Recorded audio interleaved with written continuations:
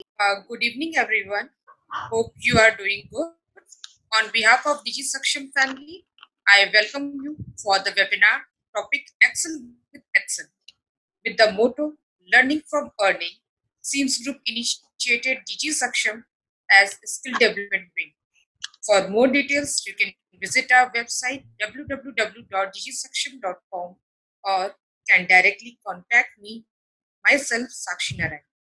Now, without wasting any time, I would like you to introduce the trainer of today, Dr. Sanchita Ghatak, a famous career counselor and trainer, having an experience more than 20 years in management, IT, and education field, keenly into skill development and employment generation, certified in digital marketing and data analyst professionally, rich in experience with excel in various professional areas. So now I ask or I request ma'am to take over this session on the Excel. Thank you Sakshi ji for inviting me on board. आप सभी participants को मेरी तरफ से good evening. उम्मीद है कि ये लॉकडाउन पीरियड आप अपने लाइफ में कुछ अच्छा करने के लिए यूटिलाइज कर रहे हैं और डीजी सक्षम का ये इनिशिएटिव जो लॉकडाउन पीरियड में ये वेबिनार्स कंडक्ट कर रहे हैं, ये I think it's a very good initiative और इससे हम बहुत कुछ सीख सकते हैं और instead of wasting time on negativities we can utilize it for the positive things. आज का जो टॉपिक है वो हम बात करेंगे एक्सेल विथ एक्सेल। ये एक्सेल का नाम आप लोगों ने सुना होगा। दूसरा वाला एक्सेल जो है ये है डेवलपमेंट। तो हम लोग कुछ हद तक एक्सेल को आज सीखने की कोशिश करेंगे।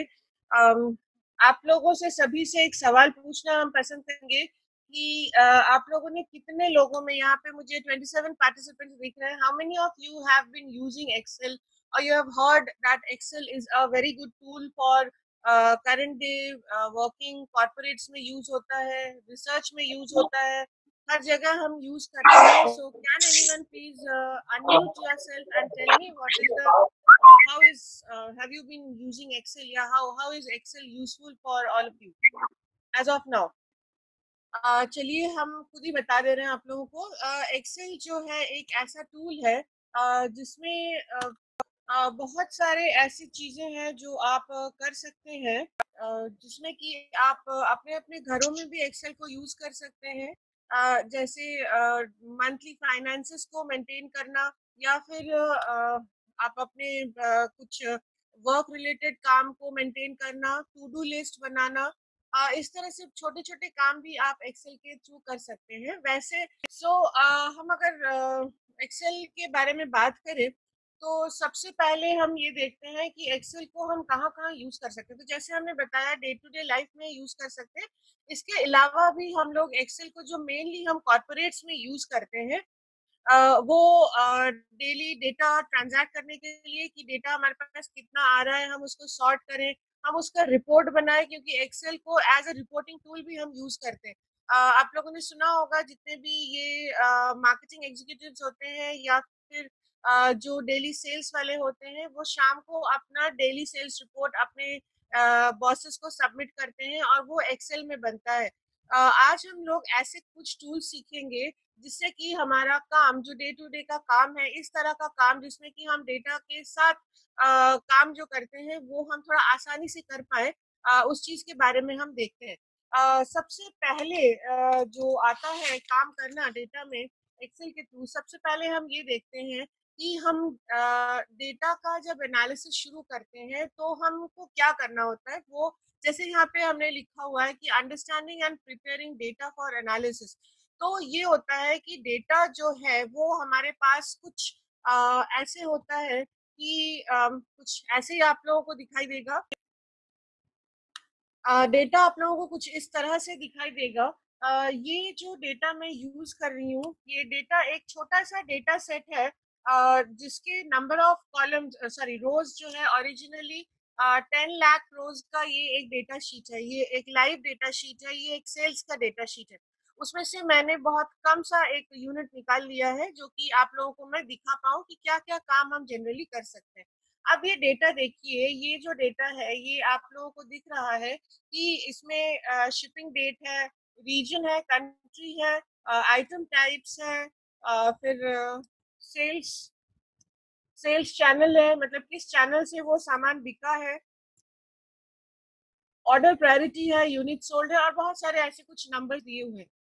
डेटा एनालिसिस के लिए पहले हमें चेक करना होता है कि डेटा एनालिसिस के लायक है कि नहीं है। सबसे पहला एक हम छोटा सा एग्जांपल आपको देंगे, जैसे ये शिपिंग डेट है, ठीक है। शिपिंग डेट में ये एक डेट लिखा हुआ है 7/11/2014।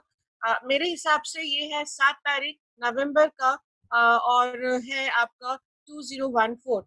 पर अगर हम इसको देखें कि क्या ये डेट सही डाला गया है, सही का मतलब है कि आप सब लोगों को पता होगा कि माइक्रोसॉफ्ट में या फिर हम लोग जो लोग डेट यूज करते हैं जनरली अपने राइटिंग में या किसी भी चीज में, हम लोग MMDDYY का फॉर्मेट फॉलो करते हैं। मतलब पहले मंथ लिखते हैं, फिर डेट लिखते हैं, फिर हम ईयर लिखते हैं। तो उस हिसाब से इन दोनों में से, इसमें और इसमें, ये जो पहला है, इन दोनों में से कोई एक ऐसा डेट है जो कि गलत है। तो हम चेक कर लेते हैं कि क्या ये डेट हमारा सही है।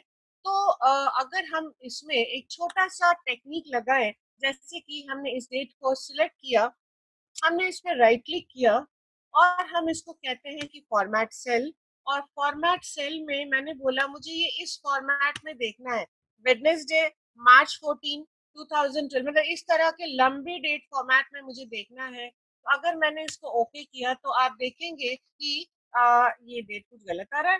नहीं, डेट गलत नहीं आ रहा है, देखिए ये बिल्कुल सही फॉर्मेट में आ रहा है। मतलब ये हमारा 11th मंथ का नहीं था, ये जुलाई का था, दैट इज 7th मंथ, और 11 वॉज द डे, ठीक है। इस पे भी हम वही चीज ट्राई कर लेते हैं, क्या ये हमारा चलता है कि नहीं चलता है। तो जब हमने इस पे फॉर्मेट किया, डेट लगाया, मैंने वही चीज फॉलो किया यहाँ पे, ओके, तो इसमें कुछ हुआ नहीं। इसका मतलब ये है कि इस डेट में कुछ प्रॉब्लम है। प्रॉब्लम क्या है अगर हम आपको बताएं, तो ये है मंथ, ये है डेट, और ये है ईयर। मतलब ये हमने उल्टे टेक्निक में लिख रखा है। 4/25/2010 नहीं होना चाहिए था, ये होना चाहिए था हमारा 25/4/2010। और अगर मैंने इसी फॉर्मेट को यहाँ से कॉपी किया और इस फॉर्मेट पे हम अगर डालते हैं,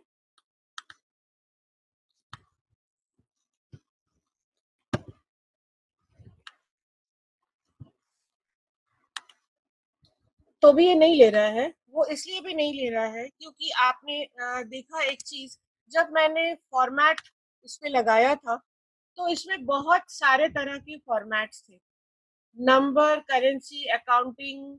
अब ये डेटा जहां से आया है या जिसने भी इस पे टाइप किया हुआ है, उसने क्या किया है कि डेट के फॉर्मेट्स को उल्टा पुल्टा कुछ लिखा है, कुछ आगे पीछे करके डाला हुआ है, जिसकी वजह से कुछ डेटा जो है, कुछ डेट टेक्स्ट के फॉर्म में आ गया है, कुछ डेट हमारे डेट के फॉर्मेट में आ गया है, और कुछ हमारा डेट कुछ ले ही नहीं पाया है। इसमें हम करके देखते हैं यही चीज हम 1/4, इसमें भी देखिए ये सही हो गया क्योंकि ये डेट फॉर्मेट में था, और आपने देखा कि यही चीज मैंने इस पे करने की कोशिश की, ये लिया नहीं इसने। तो इसी तरह से अब ये मैंने अलग अलग सेल्स में अलग अलग बार करके दिखाया है।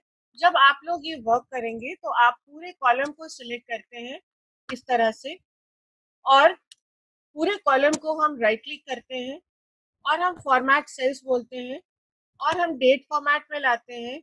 और जो भी हमारा डेट फॉर्मेट है, मान लीजिए हम शॉर्ट डेट फॉर्मेट में हम दिखाना चाहते हैं, तो शॉर्ट डेट फॉर्मेट करके हम छोड़ देंगे।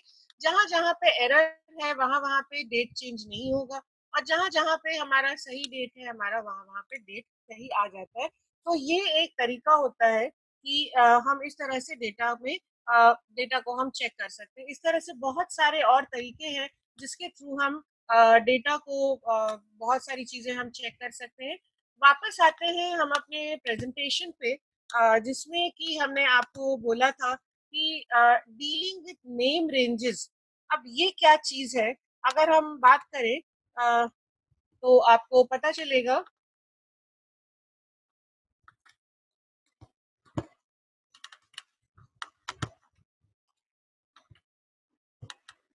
ये आपका डेटा था। I hope I am clear to all of you, जितने लोग यहाँ पे पार्टिसिपेंट्स हैं। अगर आप लोग इस चीज को समझ पा रहे हैं कि मैं कहाँ बोल रही हूँ, क्या बोल रही हूँ, आप अपने चैट बॉक्स पे प्लीज यस टाइप करिए। I want to see some yes. if I am clear to you, can I see some yes? Ritu Singh ji बोल रही है यस, आशा जी, हर्षित, जूली, अमन,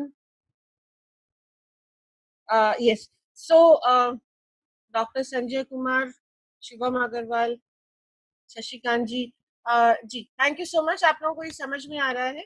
अच्छा, अब दूसरी चीज जो हम बता रहे हैं, नेम्ड रेंजेस क्या होते हैं।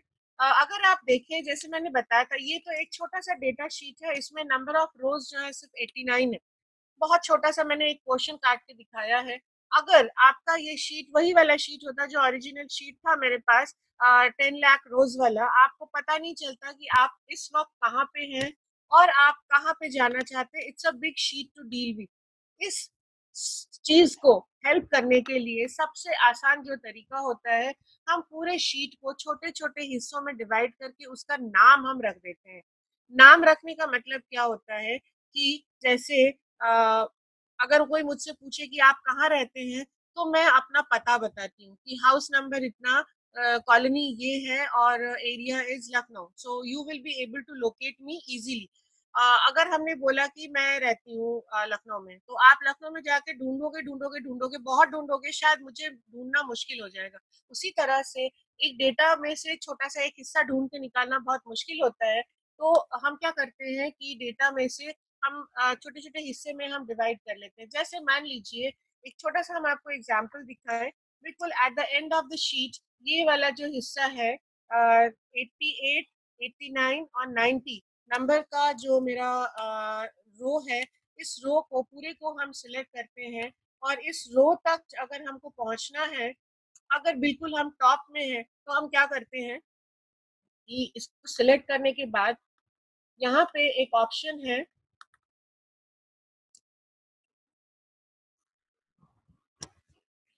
फॉर्मूलाज।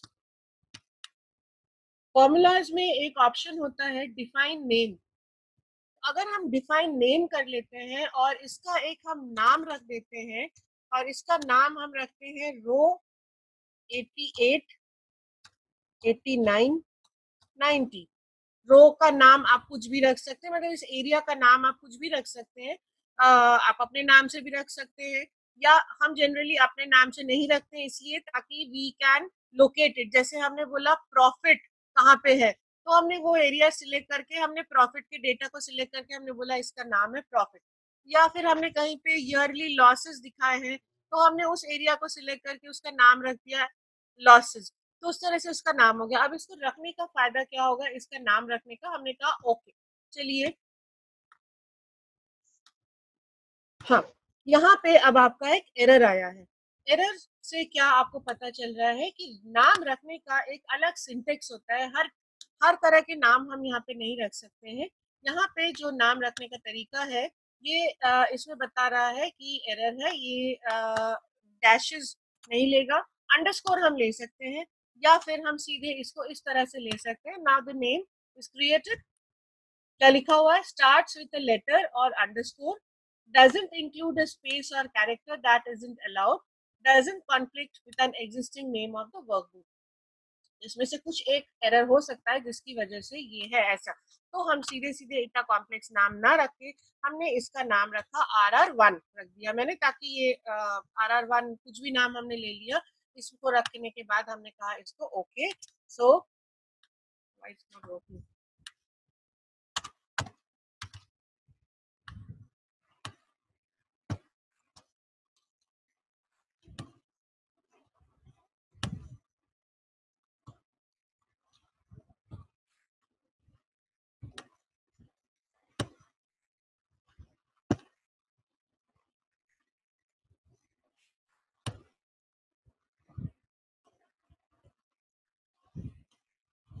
जो डिफॉल्ट नाम आ रहा था वही नाम ले लेते हैं। You can keep the name as 1RR और RR1 आप ले सकते हैं, बट अभी कुछ एरर आ रहा था। एनीवे, सो अब ये हमने नाम रख लिया था। अब देखते हैं इस नाम को रखने से फायदा क्या हुआ है। जनरली हम किसी भी एरिया को अगर आइडेंटिफाई करना हो, मान लीजिए यहाँ पे ये टोटल प्रॉफिट लिखा है, ये कहाँ पे लिखा है अगर देखना है तो हम इस पे अगर क्लिक करते हैं तो यहाँ पे ये हमारा है नेम बॉक्स। इस नेम बॉक्स में वो दिखा रहा है O1 में ये टोटल प्रॉफिट लिखा है। अगर मैं आपसे पूछूं आइटम टाइप कहाँ पे लिखा हुआ है, तो आप देख सकते हैं आइटम टाइप जो है वो यहाँ पे लिखा हुआ है this is F1। This is F1। अब मैंने जो नाम रखा था उसको हम देखते हैं उसका फायदा क्या हुआ। मुझे पता नहीं है वो कहाँ पे है। यहाँ पे जब हम क्लिक करेंगे तो नेम अपने आप से यहाँ पे लिख के आता है, तो हम डायरेक्टली इस नेम पे जब हम क्लिक करते हैं it takes me to that particular place. ये छोटा सा शीट है इसीलिए आप लोगों को ये आराम से दिख गया। इसका फायदा आपको सबसे ज्यादा नजर आएगा जब आप बहुत बड़े शीट में कहीं पे काम करेंगे। अब देखिए मान लीजिए मैंने दो चार शीट यहाँ पे और भी इंसर्ट कर लिया है। यहाँ पे ये सारे हमारे अलग अलग वर्कशीट्स हैं। मान लीजिए हम शीट नंबर 3 पे हैं। ये कुछ दिया हुआ है एम्प्लॉय का एज, एम्प्लॉय का ब्लड प्रेशर, एज, हम कुछ कर रहे हैं इस पे काम। ये डॉक्टर का डेटा है मान लीजिए। इस पे काम करने के बाद मुझे वापस उसी वाले शीट में उसी वाले पोर्शन में जाना था जहाँ पे कि वो डेटा का वैल्यू लिखा था। मुझे एक एक करके शीट में ढूंढने की जरूरत नहीं है। मैं सीधे यहाँ पे क्लिक करूँ, उस वाले नेम पे क्लिक करूँ, उस वाले शीट में ले जाके मुझे उस वाले शीट में और उस वाले लोकेशन में मुझे लाके ये डाल देता है। So this is your naming the range. Coming back to the slide again, and before moving ahead, again I want to see some yes, that is this name range is clear to all of you or not.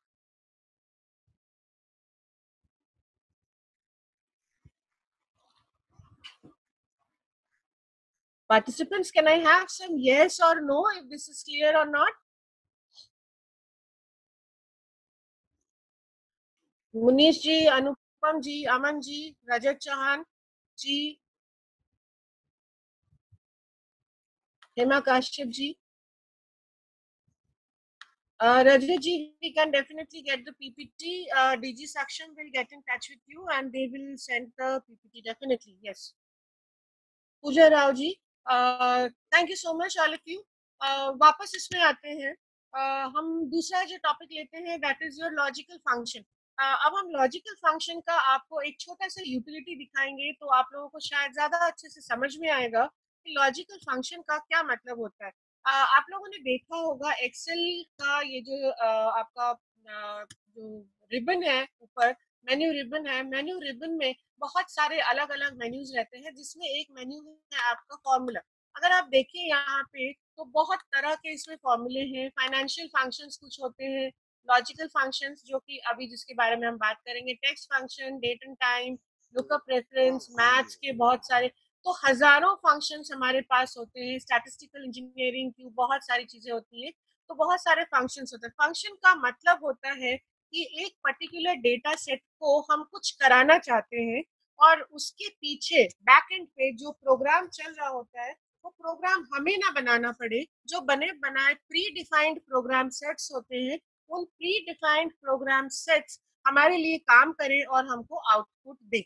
अब मुझे ये check करना है कि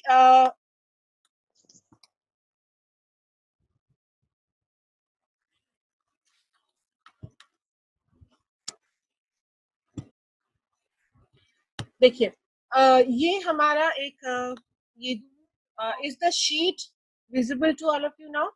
आई share दूसरा sheet मैंने डाला हुआ है। I think the sheet is visible to all of you. इसमें एक कॉलम है सेल्स चैनल जिसमें आप देख रहे हैं कुछ ऑफलाइन ऑफलाइन ऑफलाइन ऑनलाइन लिखा हुआ है। एक छोटा सा हम आपको एग्जाम्पल दिखाएंगे, आप इसमें से कुछ भी चेक कर सकते हैं कि मुझे ये चेक करना है कि ये जो पर्टिकुलर चैनल है ये ऑनलाइन है कि ऑफलाइन है। लॉजिक का मतलब होता है या तो एक चीज सही होगा या एक चीज गलत होगा। अगर सही होगा तो क्या, और अगर गलत होगा तो क्या। कंप्यूटर के टर्म में हम इसको लॉजिकल को हम बूलियन लॉजिक कहते हैं, जिसमें या तो 1 होता है या 0 होता है। 1 का मतलब होता है सही और 0 का मतलब होता है ऑफ। इस चीज को हम देख सकते हैं एक इलेक्ट्रिसिटी के प्लग स्विच की तरह। स्विच में क्या होता है, जब हम बटन दबाते हैं तो लाइट जल जाता है, और बटन हम ऑफ कर देते हैं तो लाइट ऑफ हो जाता है। ये बिल्कुल उसी तरह से काम करता है कि अगर ये लॉजिक जो भी मैंने पूछा, क्या ये ऑनलाइन है? अगर ऑनलाइन है मतलब हमने बटन दबाया, इलेक्ट्रिसिटी फ्लो किया, तो वो दिखा देगा ऑनलाइन है, मतलब कि लाइट जल गई। अगर मान लीजिए ये इलेक्ट्रिसिटी फ्लो नहीं किया, मतलब मैंने बटन ऑफ ही रखा है, तो वो दिखाएगा नहीं भैया ये ऑनलाइन नहीं है, ये ऑफलाइन है, या समथिंग लाइक दैट, जो भी हमको चेक करना है। तो let's come to this particular sheet. इसमें जो भी फॉर्मूला या फंक्शन हमको लिखना होता है एक्सेल में, याद रखिएगा it always has to begin with equals to sign. तो सबसे पहले हम यहाँ पे इक्वल्स टू लगाते हैं, फिर लॉजिकल फंक्शन जो होता है वो होता है इफ। तो हमने यहाँ पे इफ लगाया, और हमने यहाँ पे ब्रैकेट ओपन किया, और ब्रैकेट ओपन करने के बाद मुझे बताना पड़ता है कि मुझे कौन सा सेल चेक करना है। तो सेल एड्रेस लिखने से बेटर है कि हम सीधे सीधे सेल को हम यहाँ पे लिख ले। हमने बोला कि इफ G2। अब मुझे बताना, चेक करना है कि ये क्या चीज है। अगर आप नीचे यहाँ पे देखें, ये जो है आपको प्रॉम्प्ट करेगा। एक्सेल में सबसे अच्छी चीज ये होती है कि आप अगर कहीं पे ट्रैक लूज कर जाते हो कि आप लिख क्या रहे हो, आपको यहाँ पे प्रॉम्प्ट दिखाता रहता है, जिससे आपको पता चलता है कि एग्जैक्टली आपको क्या करना है। अभी हम कहाँ पे हैं, लॉजिकल टेस्ट पे है। मतलब सबसे पहले हम टेस्ट करेंगे, फिर हम बताएंगे अगर ये टेस्ट सही है, वैल्यू इफ ट्रू क्या होगा। अगर मान लीजिए ये टेस्ट गलत आ जाता है तो हम क्या करेंगे, तो इसका आंसर यहाँ पे आता है। तो लिखने का तरीका क्या है, इफ G2 इक्वल्स टू, ये हम टेक्स्ट को चेक कर रहे हैं तो हमें डबल कोट्स का यूज करना पड़ेगा। स्पेलिंग हम वही लिखेंगे। एक्सेल में स्मॉल लेटर कैपिटल लेटर का कोई मायने नहीं है, जस्ट स्पेलिंग हमको सही लिखना पड़ेगा, क्योंकि स्पेलिंग अगर हम गलत लिख रहे हैं तो एक्सेल को समझ में नहीं आता है कि हम क्या लिखना चाहते हैं। तो यहाँ पे लिखा हुआ है OFFLINE। इसको हम क्लोज करते हैं, कॉमा लगाते हैं क्योंकि यहाँ पे भी कॉमा लगा हुआ है। अब हम बताएंगे अगर वैल्यू ट्रू है तो क्या बोलो। हमने बोला कि हाँ, यस बोलो, इट इज ट्रू। और मान लो अगर ये फॉल्स हो जाए, मतलब यहाँ पे ऑनलाइन ना लिखा हो, ऑफलाइन ना लिखा हो, कुछ और लिखा हो, तो क्या करो, तो बोल दो नो। ये एक बहुत ही छोटा सा सिंपल सा हमने एक एग्जाम्पल लिया है, जिसके थ्रू हम देख सकते हैं कि इसमें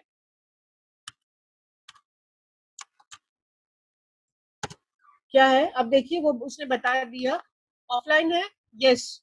अब देखते हैं आगे ये कहाँ कहाँ तक ये काम करता है।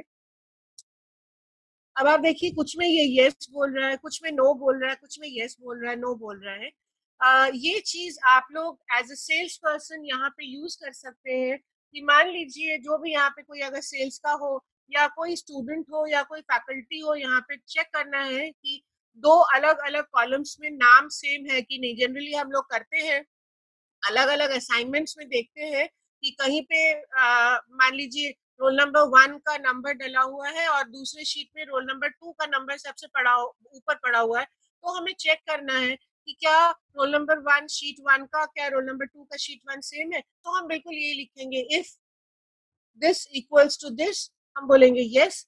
If this equals to not this, तो हम बोलेंगे नो। इस तरह से क्या होता है कि हम यस नो से हम चेक कर लेते हैं कि ये कहाँ तक क्या हो पा रहा है और कहाँ पे ये गलत हो जा रहा है। ये तो एक बहुत छोटा सा एग्जाम्पल था। आगे हम एडवांस कोर्सेज जो करते हैं या फिर आगे एडवांस में और बताते हैं, यहाँ पे हमने बोला कि मान लो ऑनलाइन ऑफलाइन के अलावा है डोर टू डोर सेलिंग।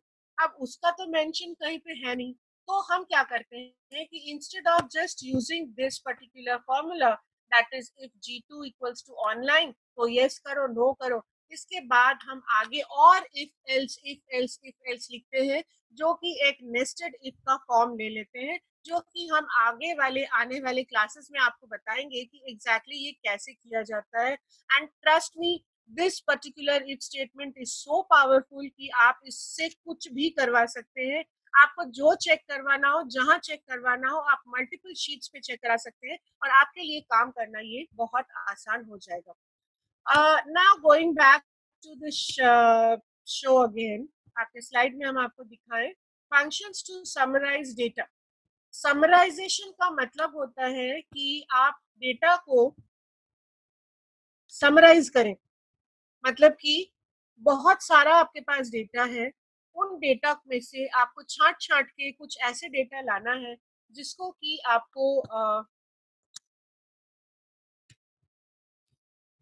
आपको देखना है यहाँ पे टोटल नंबर ऑफ ऑनलाइन कितना है और टोटल नंबर ऑफ ऑफलाइन कितना है।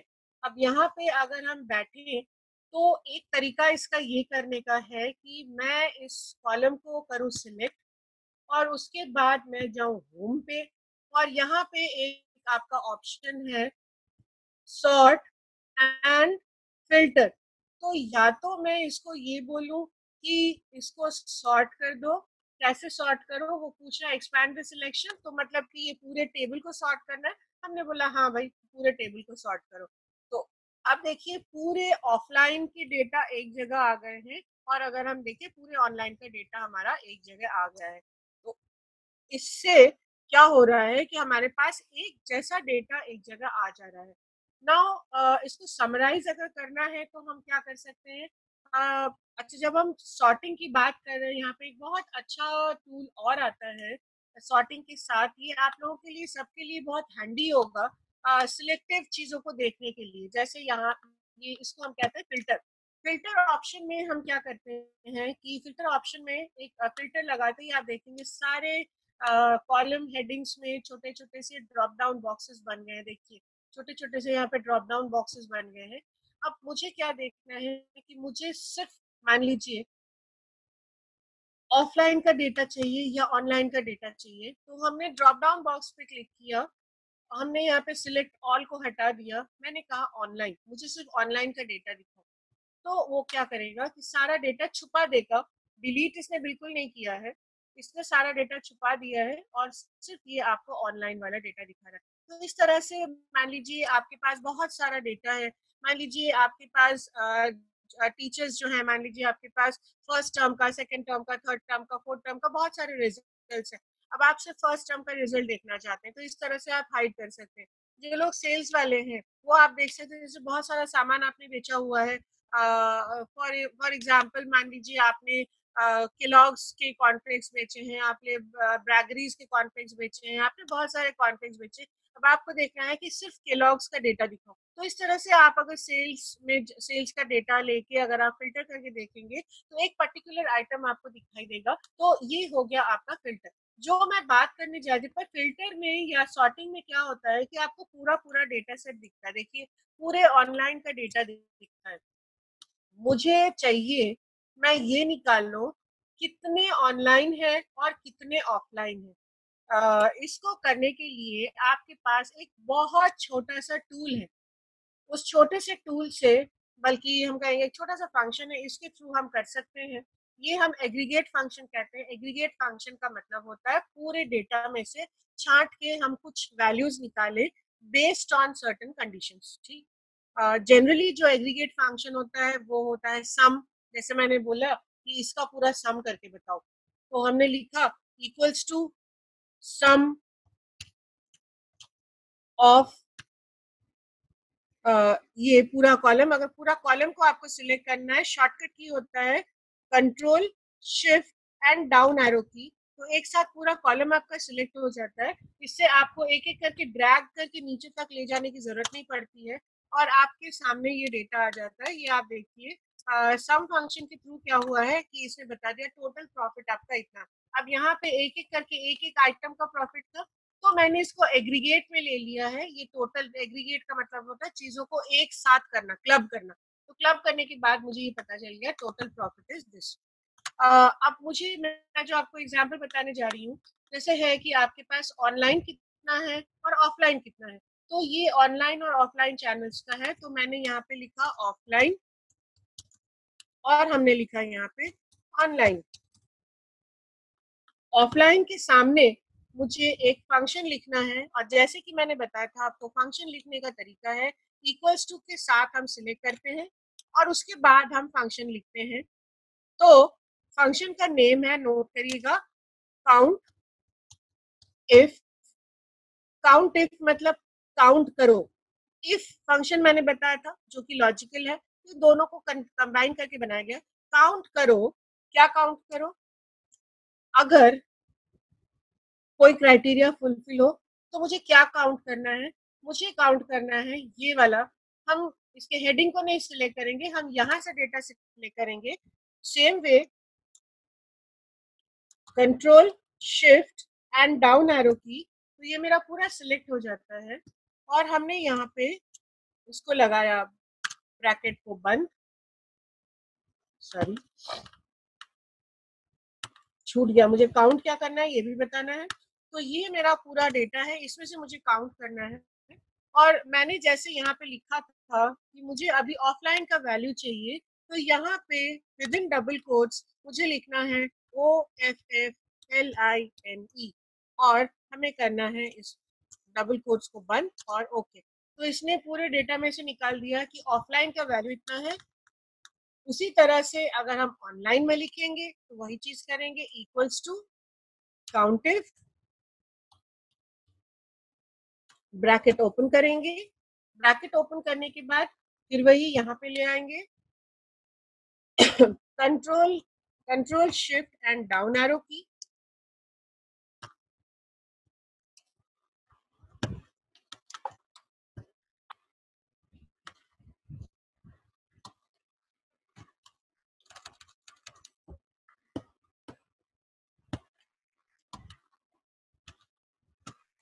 Control shift and down arrow की।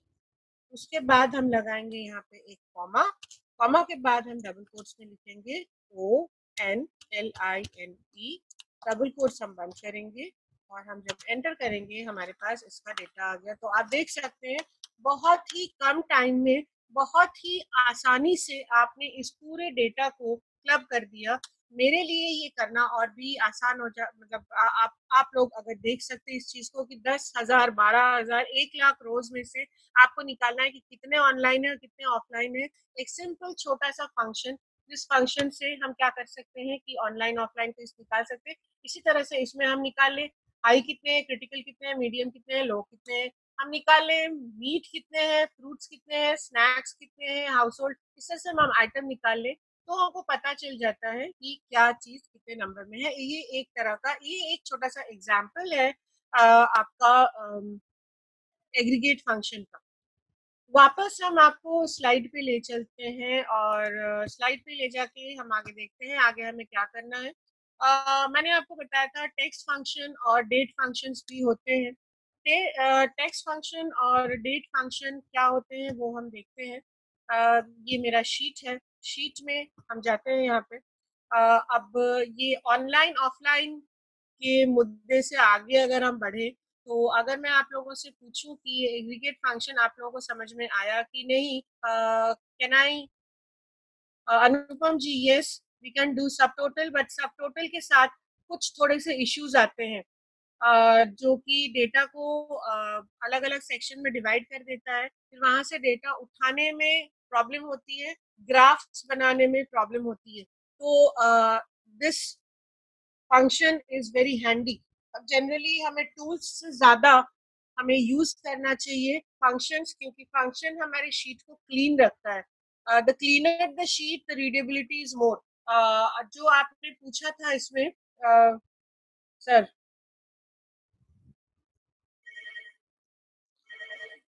अनुपम जी, सब टोटल से बिल्कुल कर सकते हैं जैसे मैंने बताया, पर यहाँ पे पूरा ये डेटा अलग अलग हिस्सों में डिवाइड होके आ जाता है। थोड़ा थोड़ा थोड़ा थोड़ा थोड़ा थोड़ा कटा कटा सा दिखता है, total of online, total of offline.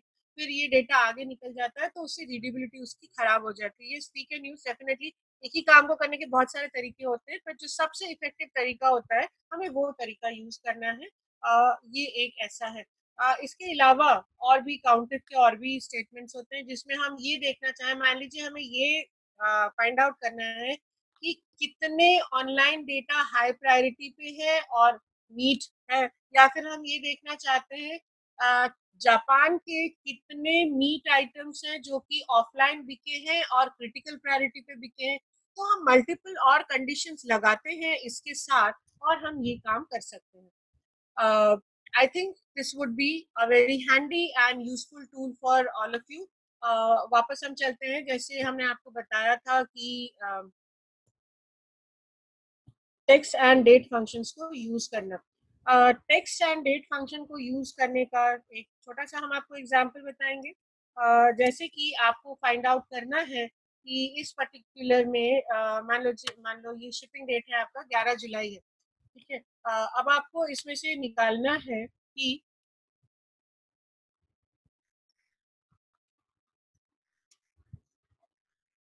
एक एग्जाम्पल टीचर्स के लिए एग्जाम्पल है, आपके पास सारे बच्चों के बर्थडेट्स हैं अ, और कस्टमर हैंडलिंग के लिए जो है आपके सारे कस्टमर्स हैं उनका डेट ऑफ बर्थ है या एनिवर्सरी का डेट है। अब आपको निकालना है कि हर स्टूडेंट को उसके बर्थ मंथ में शुरुआत में हम डिसाइड कर लें और उनको मार्क कर दें और हम उनको उनके बर्थ डेट्स पे विश करें। या कस्टमर हैंडलिंग जो लोग कर रहे हैं उनको हम ये बताएं कि ये एक बहुत अच्छा तरीका होता है कस्टमर्स को खुश करने का, उनके बर्थडे पे और उनके एनिवर्सरी पे उनको विश करना। तो मान लो मेरे पास, हम इसको मान के चलते हैं कि ये हमारा बर्थडे है, सारे कस्टमर्स का हम यहाँ पे लिख देते हैं बी डे। चलिए, ये हमारे कुछ बर्थडेट्स हैं। अब मुझे ये निकालना है कि वो कौन कौन से कस्टमर्स हैं जिनका बर्थ डेट मई में पड़ता है, अभी मई का महीना चल रहा है, या फिर कितने स्टूडेंट्स का बर्थडे मई में चल रहा है। तो हम क्या करेंगे, उन स्टूडेंट्स के बर्थडे पे हम उनको एक विश कर दें, व्हाट्सएप मैसेज कर दें या मेल कर दें कि wishing you many happy returns of the day करके कुछ करें। और कोविड का महीना चल रहा है तो अभी हम लिख देते हैं कि स्टे इंडोर्स, स्टे सेफ, ऐसा कुछ हम कर सकते हैं। तो कस्टमर्स और आपके स्टूडेंट्स, आपके रिलेटिव्स आपसे बहुत खुश रहेंगे कि आप पर्सनलाइज मैसेजेस कर रहे हैं। इसको निकालने का तरीका है कि एक ऑप्शन होता है, मुझे निकालना है मंथ इसमें से कि कौन कौन से ऐसे लोग हैं जिनका मंथ जो है मई है। तो निकाल लेंगे हम इक्वल्स टू मंथ, यहाँ से निकालेंगे और इस पर्टिकुलर डेट में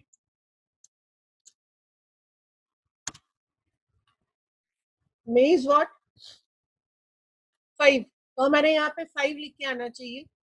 और इसी को अगर हम नीचे तक ड्रैग कर देंगे, बहुत नीचे तक कभी नहीं करते हैं ड्रैग, तो सब देख लेते हैं कहाँ कहाँ पे है। तो मुझे कहीं कहीं पे दिख रहा है।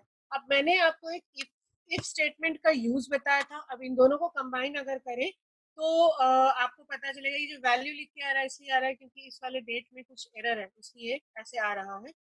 मुझे इसको थोड़ा सा सही कर देते हैं। चलिए, मैंने आपको एक इफ स्टेटमेंट का यूज बताया था कि अगर इफ स्टेटमेंट है तो उसको हैप्पी बर्थडे भी विश करना है, मतलब मंथ अगर मई है तो हम उसको विश करना है। तो फिर हम वापस वही चलते हैं, इफ ये इक्वल्स टू 5, तो क्या करो, हैप्पी बर्थडे, एल्स कुछ भी मत करो। तो कुछ भी मत करो में कुछ भी टेक्स्ट नहीं आना है, तो double quotes open and double quotes close. अब देखिए ये फंक्शन हमने लिखा है, आप बोलेंगे कुछ फंक्शन तो आया नहीं, एरर है। एरर इसलिए आ रहा है, एरर नहीं आ रहा है, कुछ डेटा नहीं दिखा रहा है क्योंकि उसका बर्थडे तो मई में पड़ता ही नहीं है। आप इसको अगर ड्रैग कर देंगे तो देखिए कुछ कुछ लोगों के बर्थडे पड़ रहे हैं विश में, तो आप तुरंत उनका नाम यहाँ पे नोट करिए। और इनका नाम क्या है, एशिया है, और इनका नाम क्या है, ऑस्ट्रेलिया है। तो एशिया मैडम को और ऑस्ट्रेलिया सर को तुरंत आप एक बर्थडे विश कर दीजिए। देखिए आप एक कस्टमर्स या एशिया बेटा को, ऑस्ट्रेलिया बेटा को आप मेल कर दीजिए, मैसेज कर दीजिए, happy birthday son, happy birthday daughter on your birthday. तो देखिए आपके स्टूडेंट्स भी आपसे बहुत खुश रहेंगे। तो ये मैंने आपको दो एग्जांपल्स दिखाए जिसमें कि आपने एक डेट फंक्शन का और आपने एक लॉजिकल फंक्शन का यूज किया। एक और इसमें एग्जांपल हम ले लेते हैं। ये जो एशिया लिखा हुआ है ये स्मॉल लेटर्स कैपिटल लेटर्स में मिक्स्ड है। आपको डेटा दिखाना है पूरे कैपिटल्स में, तो आपके लिए ये बिल्कुल पॉसिबल नहीं होगा कि आप एक एक डेटा को पूरा पूरा बैठ के लिखें। एक तो मेरे पास है इसमें 89 डेटा सेट्स, तब भी आप एक बार टाइप कर लो। But when you talking about 1 lakh रोज, 10 लाख रोज, इट इज इम्पॉसिबल। तो अगर मुझे इसको कैपिटलाइज करना है तो एक बहुत आसान सा टेक्निक है फंक्शन का। हम लिखेंगे इक्वल्स टू, हम लिखेंगे अपर, और मुझे इसको अपर केस में कन्वर्ट करना है, और हमने इसको अपर केस में कन्वर्ट कर लिया। तो अगर आप देखें इसको, तो ये पूरा डेटा हमारा अपर केस में कन्वर्ट हो गया और मैंने इस पूरे फंक्शन को नीचे तक पेस्ट कर दिया। तो जितना यहाँ पे स्मॉल लेटर्स और कैपिटल लेटर्स के कॉम्बिनेशन में था, वहां से ये पूरा इसने उठा लिया और इसने इसको कैपिटल्स में कन्वर्ट कर दिया। क्वेश्चन आता है, तो क्या ये दो हम अलग अलग डेटा रखेंगे? बिल्कुल रखने की जरूरत नहीं है। हम इसको यहाँ से कंट्रोल सी से कॉपी करते हैं और वापस हम यहाँ पे ले जाते हैं जहाँ पे कि ये स्मॉल लेटर्स लिखा हुआ है। हम यहाँ पे राइट क्लिक करेंगे और राइट क्लिक करने के बाद पेस्ट स्पेशल एक ऑप्शन आता है, जिसमें पेस्ट स्पेशल में दूसरा ऑप्शन है 1 2 3। हम 1 2 3 पे हम क्लिक कर देंगे। 1 2 3 का मतलब होता है वैल्यू। तो हमने जब इस पे वैल्यू पे क्लिक कर दिया तो आप देखिए ये मेरा कैपिटल में कन्वर्ट हो गया है। और अब आप चाहें तो इस वाले कॉलम को बेहिचक डिलीट कर सकते हैं, कोई दिक्कत नहीं आएगी। तो बड़े आराम से एक छोटे से फंक्शन के थ्रू और एक छोटे से स्टेप के थ्रू आपने 89 रोज में आप सीधे सीधे डेटा को कैपिटलाइज कर पाए। आगे बढ़ने से पहले आपसे आपके पास मैं फिर आऊंगी। आप लोग अगर हमको बता पाए कि क्या ये आप लोगों के लिए यूजफुल होगा, ये 3 फंक्शंस जिसमें कि आप मंथ निकाल रहे हैं, जिसमें आप डेटा को कैपिटलाइज कर रहे हैं। Can I see some yes or no on the chat box?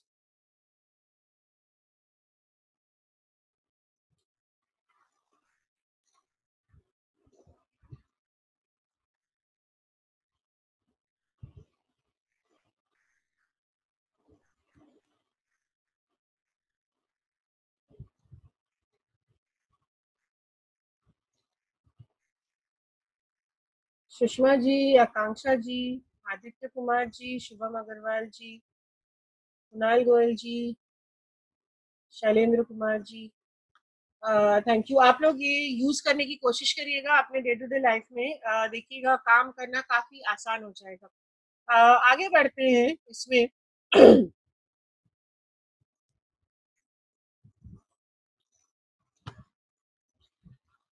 एक मैंने यहाँ पे लिखा हुआ है लुकअप फंक्शंस। लुकअप फंक्शंस जो है वो होता है आपका फेमस और इनफेमस वी लुकअप स्टेटमेंट। काफी लोगों ने आप लोगों ने सुना होगा। वी लुकअप एक ऐसा स्टेटमेंट होता है जिससे कि हर बैंकर, हर स्टूडेंट, हर टीचर, हर कोई प्रोफेशन में जहाँ कहीं पे भी हो, इस चीज को वो यूज करना चाहता है। और इससे और ये जॉब इंटरव्यूज में भी पूछा जाता है कि क्या आपको वी लुकअप या एच लुकअप यूज करना आता है। सतीश मिस्टल जी, अभी मैं वापस आती हूँ और आपका क्वेश्चन फिर से मैं सॉल्व करती हूँ। Let me please proceed. तो वी लुकअप स्टेटमेंट या लुकअप फंक्शन से ये क्या करते हैं कि बहुत बड़ा डेटा सेट है अगर, तो बहुत बड़े डेटा सेट में हम कुछ सर्च करके निकालते हैं। जैसे कि मेरे पास अभी जैसे जो डेटा पे हम लोग काम कर रहे थे, अब मुझे देखना है मान लो कि मीट का सेल किस दिन में हुआ था। तो मीट तो बहुत जगह लिखा हुआ है, या कोई पर्टिकुलर एक आइटम है उसका सेल किस दिन में हुआ था। तो आप जितनी बार आप एंटर करेंगे वो डेटा कहीं पे भी, और उसका वैल्यू तुरंत वो दिखाई देगा कि हाँ ये पर्टिकुलर चीज हमारे इस दिन में आया था। स्टूडेंट्स का नाम आप क्या देख सकते हैं कि जब भी आप स्टूडेंट का नाम एंटर करें तो स्टूडेंट के नाम के सामने उसका परसेंटेज आ जाए, उसके father's name, mother's name, father's phone number, इस तरह से उसका पूरा डेटा शो हो जाए। तो ये एक बहुत ही यूजफुल फंक्शन है। और हम आगे की क्लासेस में इसको बताएंगे आपको, क्योंकि अभी मैं थोड़े बेसिक फंक्शंस क्लियर करना चाह रही हूँ और ये थोड़ा एडवांस फंक्शन में आता है लुकअप, तो हम इसको अगले क्लास में देखते हैं। आगे बढ़ते हैं। इसमें है आपका सिंपल चार्ट्स। अब देखिए जो भी डेटा मैंने यूज किया है इसका, इसी पे हम चार्ट्स का यूज देखते हैं कि चार्ट हम कैसे यूज कर सकते हैं। मान लो मुझे इस डेटा में से देखना है कि हमारे कितने सेल्स, मतलब किस तरह से है कि ऑफलाइन और ऑनलाइन का हम एक डेटा बनाना चाहते हैं। क्योंकि चार्ट से जब भी हम कुछ भी डेटा दिखाते हैं वो सबसे अच्छे तरीके से होता है। अब आप सोचो, शोले मूवी हम लोगों को सबको याद है डायलॉग बाय डायलॉग। क्यों? क्योंकि हमने उसमें सीन्स देखे थे। अगर आपने शोले को एज अ नॉवल पढ़ा होता, सिर्फ एज अ नॉवल पढ़ा होता, या फिर आपको शोले को एज अ टेक्स्ट बुक पढ़ाया गया होता क्लास 5 में, 6 में, 10th में, 11th में, तो शायद उतना ज्यादा हमको याद नहीं आता। बसंती हम सबको याद है। बसंती का कैरेक्टर उसका फनी पर कैरेक्टर, उसका जो तेज दर्रार लड़की का कैरेक्टर, वो हमारे आंखों के सामने आज भी दिखता है। वो क्यों दिखता है? क्योंकि हमने उस चीज को विजुअली देखा है। तो उसी तरह से अगर हमने इस डेटा को विजुअली दिखाया, मतलब कि ये मेरा ऑफलाइन का डेटा था और ये मेरा ऑनलाइन का डेटा था, मैंने निकाला था कितना ऑनलाइन और कितना ऑफलाइन। सॉरी, पूरा एक ही कॉलम में लिख के आ गया। OFFLINE offline, ONLINE online. इसके थ्रू अगर हम देखें, एक छोटा सा चार्ट हम आपको बना के दिखाते हैं कि कैसा दिखता है और हम उस चार्ट के साथ क्या क्या कर सकते हैं। तो बहुत सारी चीजें हम कर सकते हैं। जैसे हमने इस डेटा को इतना को सिलेक्ट कर लिया, हम गए इंसर्ट में। इंसर्ट में यहाँ पे बहुत तरह के चार्ट्स हैं। मैंने बोला मुझे नॉर्मल एक कॉलम चार्ट बना के बताओ। ये आपका कॉलम चार्ट बन गया, बड़े आराम से निकाला। अब आप देखिए, आपके पास 1 लाख यूनिट्स थे, जिसमें कम से कम 70,000 ऑनलाइन थे और 70,000 ऑफलाइन थे। ये डेटा तो कैसा बनता अगर हमने इसका बनाया होता चार्ट? तो आपको समझ में आएगा कि एग्रीगेट फंक्शंस का क्या यूज होता है। सर, आपने पूछा था सब टोटल का क्या यूज होता है, इसमें क्यों नहीं करते हैं और उस सब टोटल से क्यों नहीं कर सकते, इसमें भी आपको दिखाई दे जाएगा। अब देखिए, अगर हम इसका चार्ट बनाते हैं तो कितना गजब का ये चार्ट बना के दिखाता है। कुछ भी आपको शायद दिख नहीं रहा होगा। ये देखिए, कुछ बन के आया है तो ये कुछ नहीं दिख रहा है, क्योंकि इतना सारा डेटा है तो वो वैल्यू किसका दिखा है। इसीलिए हम क्या करते हैं कि डेटा को हम एग्रीगेट कर लेते हैं, और डेटा को एग्रीगेट करने के बाद हम जाते हैं इंसर्ट में। और इंसर्ट में जाने के बाद जो भी जिस भी तरह का आपको चार्ट चाहिए वो चार्ट हम ले लेते हैं। पहले मैंने आपको बार चार्ट दिखाया था, ये चीज आप पाई चार्ट के थ्रू भी दिखा सकते हैं। तो वो दिखा रहा है इतना हमारा रेड है और इतना हमारा ब्लू है, और यहाँ पे दिखा रहा है red is online and red is online and ये दिस इज ऑफलाइन। तो हमको क्या दिख रहा है कि ऑनलाइन जो है ऑफलाइन के मुकाबले थोड़ा सा ज्यादा है। अ, ये तरीका है चार्ट बनाने का। अब चार्ट्स में भी सिर्फ इतना ही नहीं होता है, चार्ट में बहुत तरह के चार्ट्स होते हैं, जिसमें कि आप ये दिखा सकते हैं कि आप ग्रोथ का ट्रेंड दिखा सकते हैं। मान लीजिए ये एक फोरकास्टेड डेटा है फॉर 10 years, कि 10 साल में आपका डेटा, 10 साल में डेटा आपका ग्रोथ जो है कंपनी का कहाँ से कहाँ आएगा। और दूसरा है बेस्ड ऑन सेल्स। तो आप एक डेटा सेल्स का दिखा रहे हैं और एक फोरकास्टेड डेटा का डेटा दिखा रहे हैं। तो कुछ कभी आप लोगों ने ग्राफ देखा होगा, जैसे इसी में ये वाला जो ग्राफ आपको दिख रहा है, ये इस तरह का कुछ ग्राफ बन के आता है कि जिसमें आपका डेटा सेल्स का भी दिखे और उसमें एक ट्रेंड लाइन भी बन के आए। तो बनाने का काफी इसका कॉम्प्लिकेटेड तरीका होता है, जो कि अगेन हम अगले क्लास में कवर करेंगे, क्योंकि एक एडवांस फंक्शन में आ जाता है। क्योंकि again I want to request कि आज मैं सिर्फ बेसिक फंक्शंस और बेसिक यूटिलिटीज को बता रही हूँ।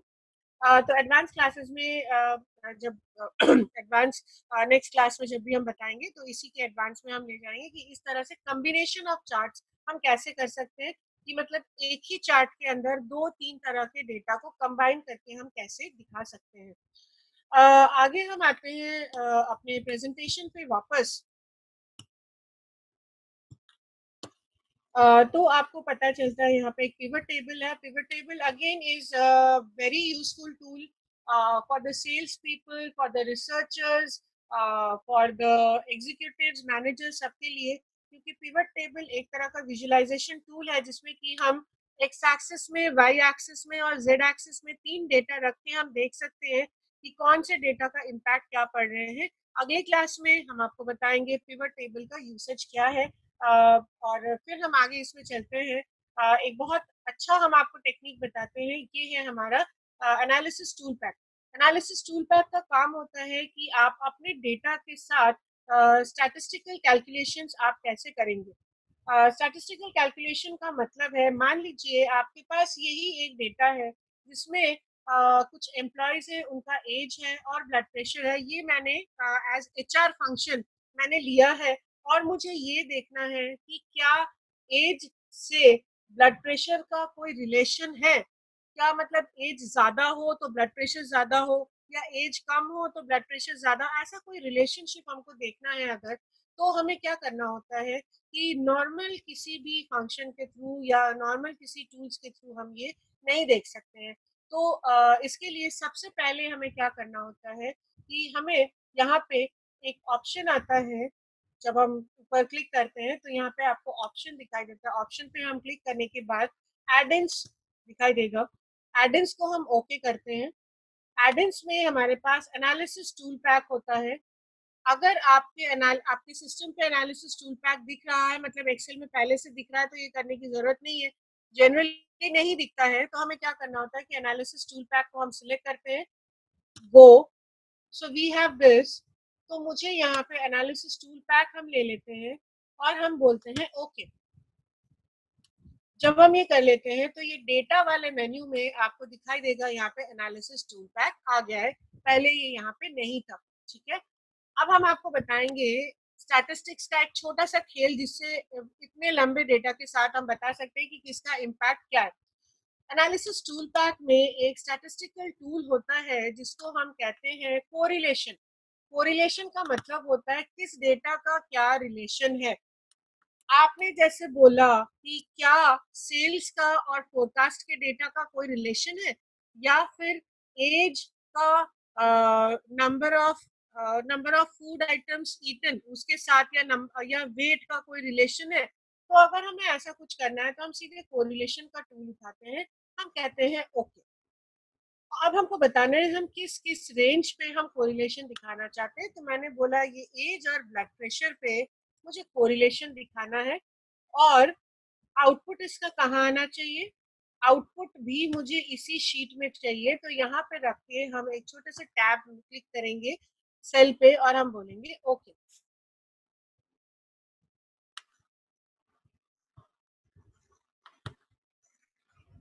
अब देखिए इसने एक डेटा मुझे बना के दिया है और उसने यहाँ पे दिखाया है age age age blood pressure.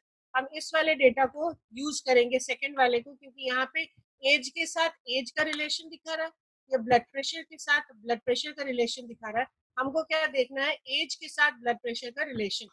आप देख रहे हैं यहाँ पे जो वैल्यू आ रहा है, ये वैल्यू है आपका 0.84, मतलब 1 के करीब है। ठीक है ना, मैक्सिमम यहाँ पे 1 होता है।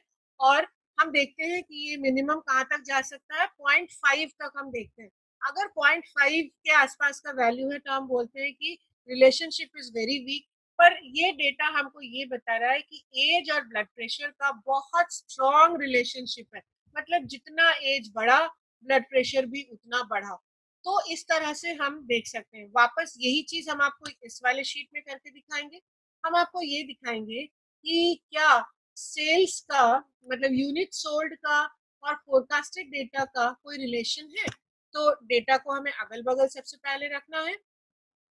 ये सेल्स का डेटा उठाते हैं, इसको उठा के हम यहाँ पे ड्रैग कर देते हैं। यहाँ पे जो मैंने आपको पहले एग्जांपल दिखाया उसमें तो बहुत छोटा 4-5 का था। अब आप देखिए यही डेटा से हम आपको करके दिखाएंगे।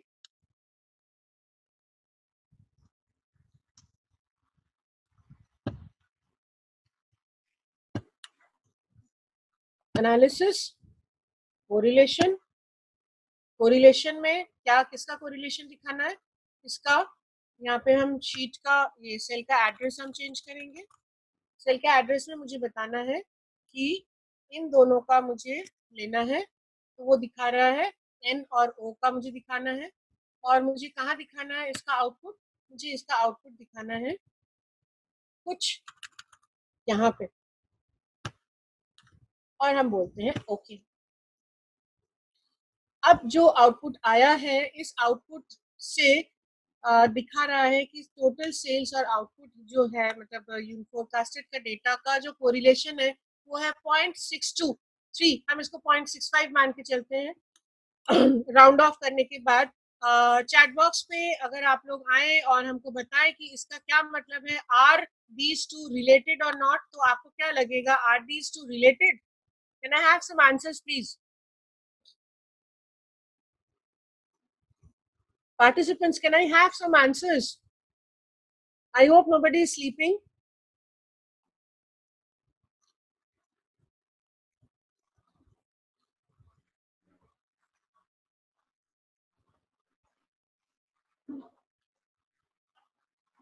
Yes, ma'am, as it has more than 0.5. Yes, किसी ने लिखा है it is not a very strong correlation.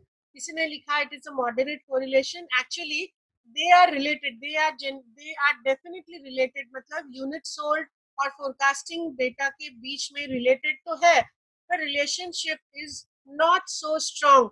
Strong तब होता है जब ये 0.7, 0.8, 0.9 होता. Towards 1 जब होता तो हम उसको बता सकते थे ये बहुत स्ट्रॉन्ग रिलेशनशिप है. I am happy that remote relationship नहीं है, it's a moderate relationship. Doctor Sanjay, this is a moderate relation because we consider anything more than 0.5 as a good relationship. Good नहीं, एज अ मॉडरेट रिलेशनशिप. तो 0.7 तक का हम moderate relationship मानते हैं and 0.7 के बाद जो भी होता है we call it as a strong relationship. Now coming back, thank you so much. मेरे ख्याल से आप लोगों को थोड़ा बहुत ही समझ में आया what is this tool all about. Coming back to the slide share again.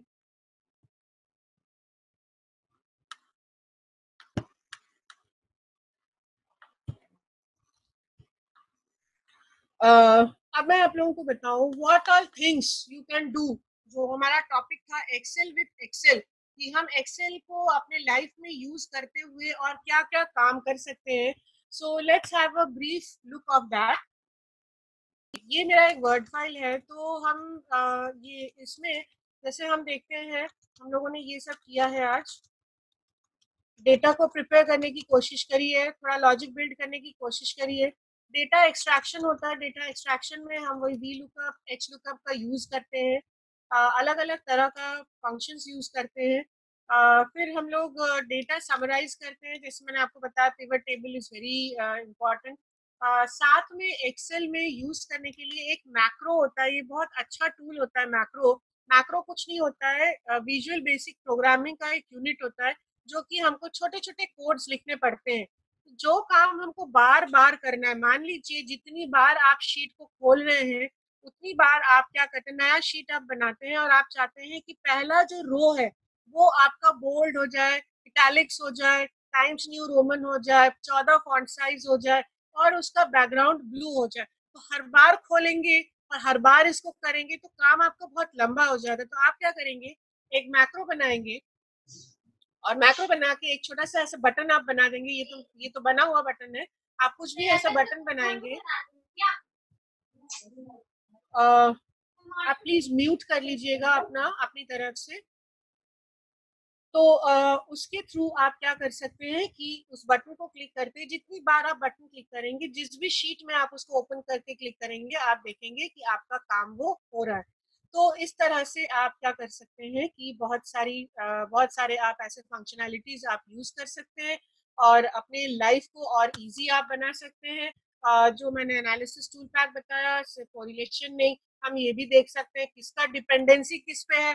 तो हम बता सकते हैं कि क्या एज पे डिपेंडेंट है कि नहीं. अभी हमने देखा क्या एज से रिलेटेड है कि नहीं. उस तरह से हम ये देख सकते हैं कि डेटा में हमारा मीन कितना है, मीडियन कितना है, मोड कितना है. इस तरह से बहुत सारा हम कर सकते हैं. और जो भी मैं आगे आपको बताऊंगी ये सारा आपका हैंड्स ऑन मोड में होगा, जिसमें आपको एक शीट शेयर किया जाएगा. जो शीट पे मैं काम करूंगी वही शीट पे आप भी काम करेंगे और आपका जो है जो भी आपका फंक्शन है वो यूज हो जाएगा. किसी ने अगर किसी को कोई सवाल पूछना हो तो मैं अभी सवाल के लिए आपको 2 मिनट का टाइम दूंगी. उससे पहले किसी ने मुझसे पूछा था कैपिटलाइज फंक्शन को फिर से बता दो, तो I come back and I explain you again. यहाँ पे हम HBD को कैपिटल्स में लिखेंगे. हम लिखेंगे इक्वल्स टू UPPER अपर और हम इस सेल को सिलेक्ट करेंगे और इस सेल को बंद कर देंगे तो ये बन जाएगा capital HBD. I hope I have cleared your doubts. Sir जो आपको प्रॉब्लम थी आप प्लीज चेक कर लीजिएगा. This is how you use the things. Do I have any questions? Shubham Agarwal ji, आप नेक्स्ट क्लास के लिए साक्षी मैडम से बात करेंगे because she is the organiser. She organises and any time आपका क्लास अरेंज होता है I will be there. It will be a very happy thing to tell and share my knowledge with you. Again, I will be learning a lot of things because आप लोग भी मुझे बहुत सारा कुछ बता सकते हैं, because sharing is again learning. Sharing से learning ज़्यादा बढ़ता है. Thank you all of you for being there and being patient listeners. मैंने आप लोगों को patient hopefully नहीं बनाया है. If I could be of some help to you, Sakshi madam ने बोला है आप लोगों को एक फीडबैक का फॉर्म भरना है ताकि आप लोगों का सर्टिफिकेट जनरेट हो पाए. आप प्लीज फीडबैक फॉर्म भर दीजिएगा ताकि आपका सर्टिफिकेट बन जाए. So I close my session here. Thank you so much. Thank you everybody.